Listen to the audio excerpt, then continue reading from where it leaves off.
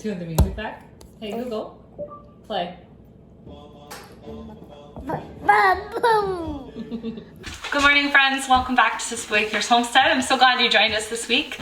Today I'm going to be doing a day in the life on this Thursday. I'm staying home, getting a couple projects done. Hopefully can show you a recipe that I referenced in an old video and a couple of you asked to see. I'm just gonna take you through a kind of typical day. I don't always do a bunch of projects, and we'll see what we get up to today. You can probably hear Little Bear in the back. He has found the Tupperware cabinet as we speak. But yeah, so I thought I would take you along. Josh is gone for the day at a trade day. It is a work day, so he would usually be gone anyway, but he's gone at a special thing with all the co-workers and stuff where they're looking at carpentry stuff or something in the city. So anyway, I'm gonna do there's no silent filming once you have a toddler. It's all good though. So this evening I'm gonna do a few fun little things since Josh is gonna be home pretty late. So I'm just gonna kind of make it my own evening, but first, let's just get started.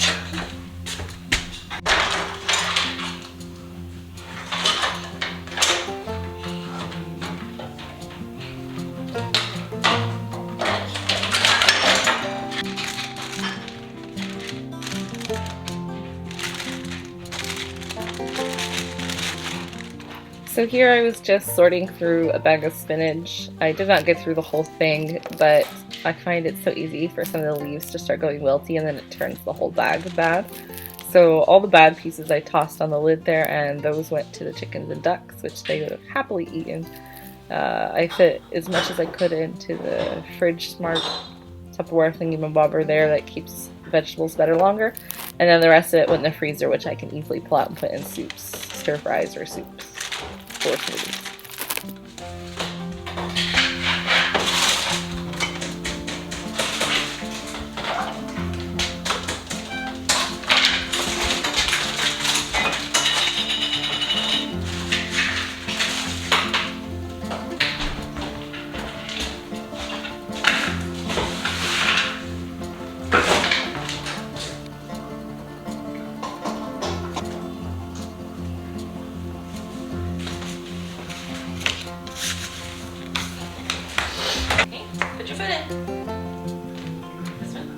Push!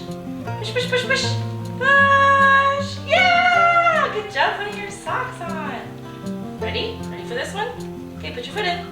Good job! Push, push, push, push, push, push! Push, push! Okay, can you pull it? Ready? Pull! Yeah!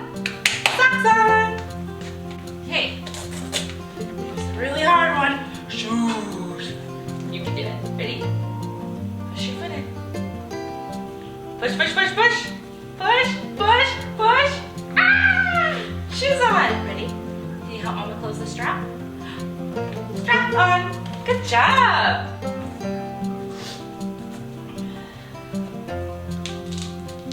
Oh, leave it up, please. Okay, ready? Push your foot in.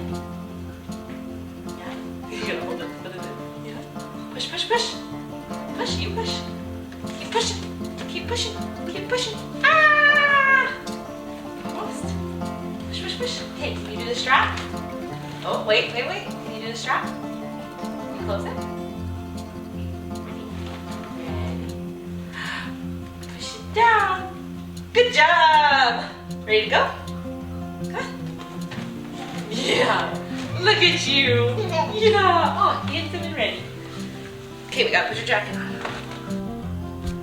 So when we were gone in the States for our family trip, our neighbor watched our house for our cats and stuff.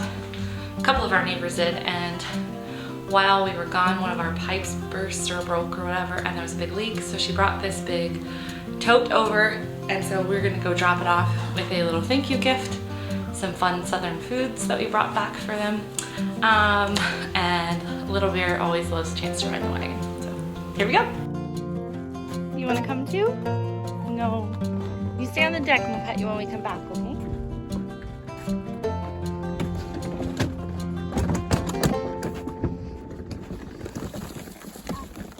Yeah? Up.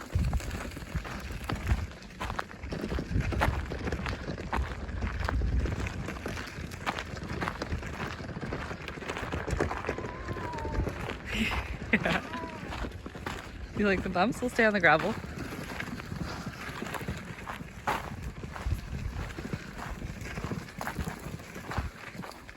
So I'm putting my shoes back on because I took Little Bear on a little walk to deliver our friend's tote back to her in a little thank you gift. And it was literally like a 6-minute walk there and back. And we weren't in long grass or anything. And I sat down on the couch to upload to my Instagram stories and felt something crawling on my leg. And I am an outdoor girl in a lot of ways, but I hate bugs. So anyway, there was a tick crawling on my leg. Blech. So I got up real quick and I did my little tick procedure, and I decided to kind of document it on my Instagram account. So if you follow me over there, you probably saw the saga and my little TED talk about ticks and what we do to prevent, but also what we do once we find one on us. So if you're not already following, I'll put the little link down below so that way you can join us on Instagram for those kind of behind the scenes things if you want. But we use a spray called Atlantic, and it's basically pretty natural in its ingredients from what I can tell reading it, and it seems to really keep the ticks off. I did not realize, it's like about 5 or 6 degrees Celsius here, which I don't know what that is, Fahrenheit. Someone's blowing up my phone, but hey Google, what is 5 degrees Celsius to Fahrenheit? 5 degrees Celsius is equal to 41 degrees Fahrenheit. There you go. It's 41 degrees outside. And probably all of your Googles, those of you who have the device, are going off in your house. So you're welcome. So I thought because it was so chilly outside, I did not need tick spray, especially just walking on the road and on a gravel driveway.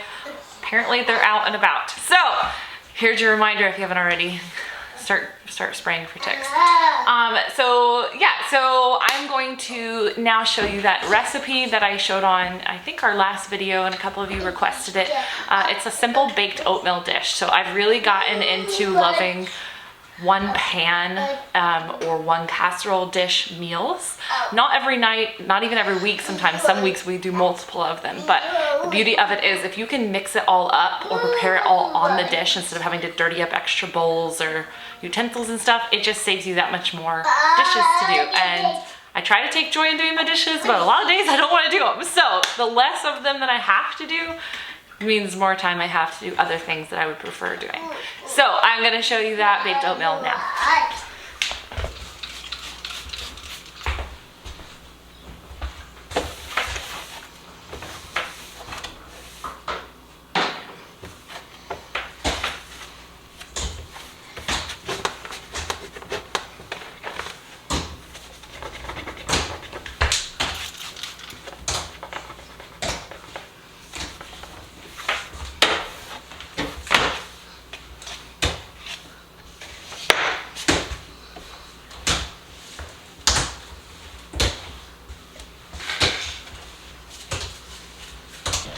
So this recipe is not original to me. I saw it on another homesteader on YouTube, seen it on Pinterest or variations of it. I have adjusted it to our liking and how we use it. I do not eat this. Oatmeal gives me heartburn, no clue why, as well as I do not like sweet oatmeal. I grew up with oatmeal having butter and salt in it. Josh loves it with berries or brown sugar, stuff like that. To me, that is dessert. It is disgusting, but Josh and Little Bear love it. So what I like to do is just mix it all up. Cat is trying to get the compost bowl off the counter. Just a second. Literally all that's in there right now is bad spinach and eggshells. What could he possibly want in that? Anyway, so we're gonna make this for the guys. And usually what I do is I make it in a 9x13 pan. You could make it in different sizes, but you would just need to play with the ratios. I was talking to a cousin when they saw me post about this a couple months ago on Instagram, and they said that their baked oatmeal calls for totally different ingredients. The texture must be so different. So I think this recipe is probably very easily varied or changed. Sometimes I put fruit from the freezer in it. Other times I don't. The guys both, when I say the guys, Josh and Little Bear, the guys both seem to enjoy the fruit in there, so I try to always add that. I have also, instead of doing fruit, I've added jam when I didn't have fruit in the freezer. Do you find a ball? Oh, you found a jar. Interesting. So you could replace the fresh fruit with some jam as well. I don't know what ratio, but I kind of just eyeball with the fruit addition. So the very first thing I try to do is put in the eggs, because these are fresh eggs, like a couple of days old at the most. Some of them are from yesterday. We haven't collected eggs yet today. But I try to crack them in first, just because every once in a while you'll get a bad egg for some reason. So the last thing I want to do is have all my other ingredients in here and then put bad eggs in and have to throw everything out. It would still go to the chickens, but it would be really annoying. So if you have fresh eggs, I would recommend doing this. And you'll be able to smell immediately if you have a bad egg. I use about 6 eggs usually for a 9x13 pan. We have used 10, and the guys, well, Baby Bear eats anything, but Josh did not prefer the texture of that. It was too eggy and not enough like an oatmeal bake. So I usually use about 6 eggs. So 1, 2, 3, 4, 5, and a really big one. 6. There we go. We had an absolutely giant egg the other day that we thought might be a triple yolker, and it was only a double yolk, but I'll try to find a picture of it to put in here. It was massive. So what you're gonna do is whisk these up so they're nice and scrambled.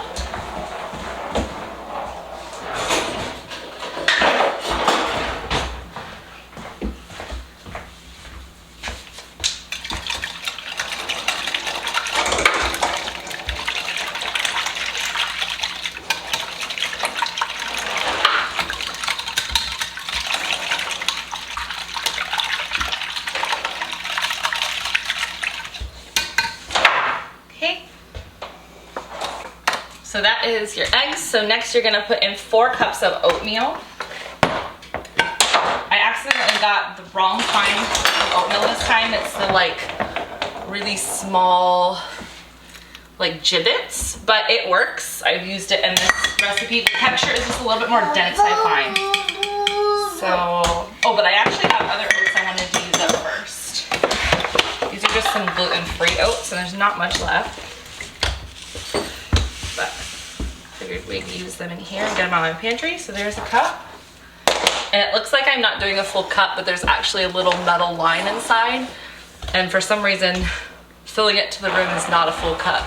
Which, the one thing I will say about these measuring cups, I love they're metal, because I prefer that for cleaning, but you can't do a level scoop if you want an accurate measure. So that's 1 cup. We need 4 cups. 2 cups, 3 cups, and 4 cups. And it's gonna look like it will not all fit, but I promise you it does. Yeah. Would you like a spoon? Oh, you got your jar. Okay, I'm gonna roll that around. So then I just like to try to get the egg all mixed in here.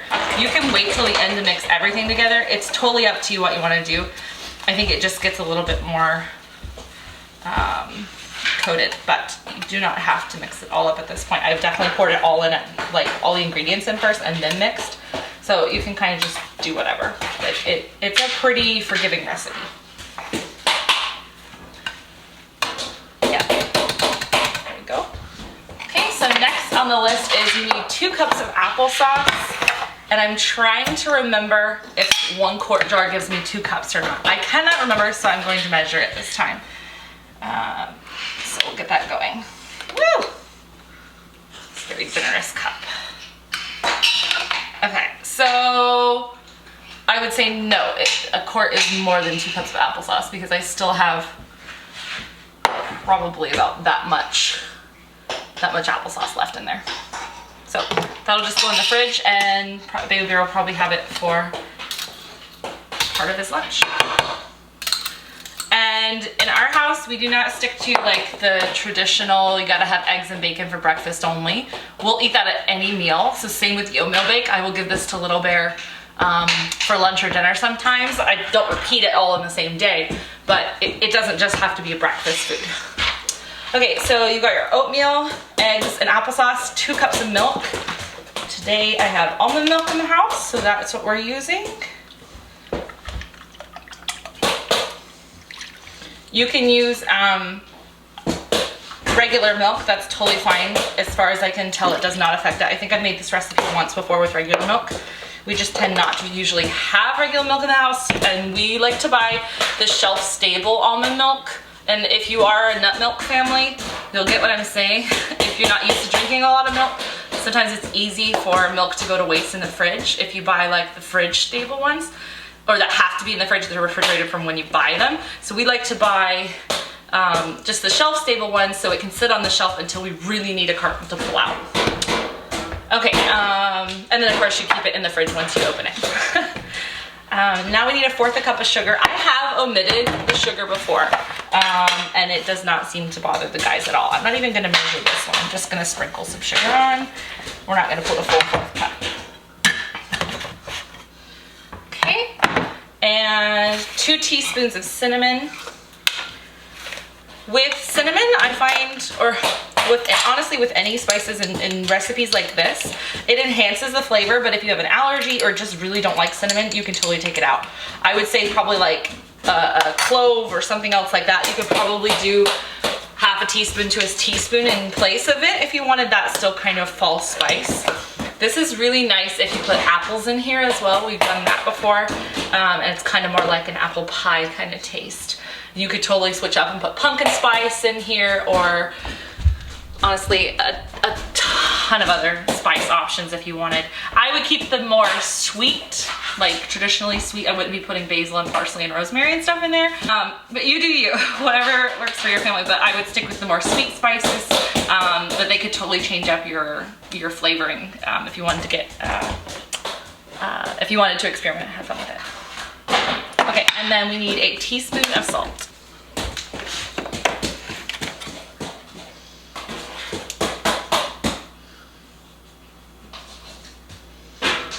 I oftentimes put just a little bit less salt in my recipes with this salt. This is like a pink Himalayan salt, just from Costco, but I find it's very strong flavor.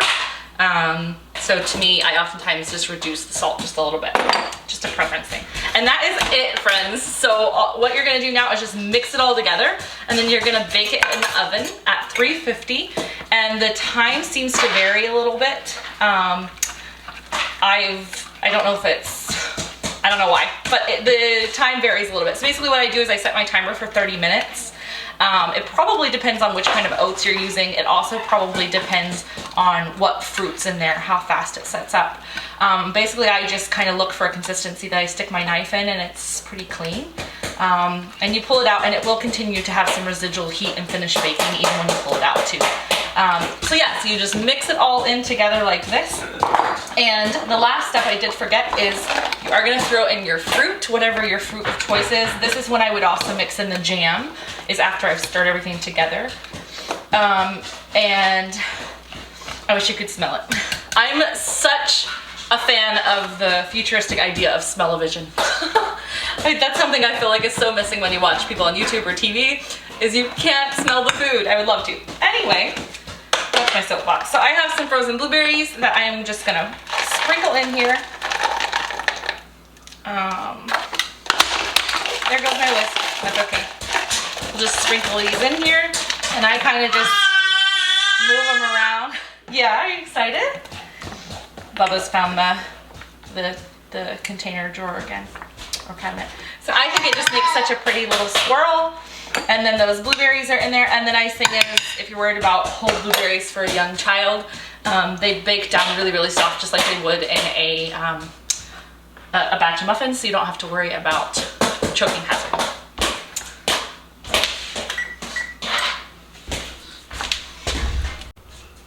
And that's literally it, friends. It takes such a short amount of time. It's just grabbing out your ingredients really quick. And this can stay in the fridge. We've used it, I think, for up to like 7 or 8 days, but it usually gets devoured before then. And this Pyrex dish is really nice because they came with these lids that kind of click on. So I just store it in the fridge like this. I have not found that these lids do super well for keeping stuff in the freezer. So I don't think this would not prevent freezer burn if you tried to freeze it in it. But because it's such a quick meal to mix up, I don't even bother making these ahead of time.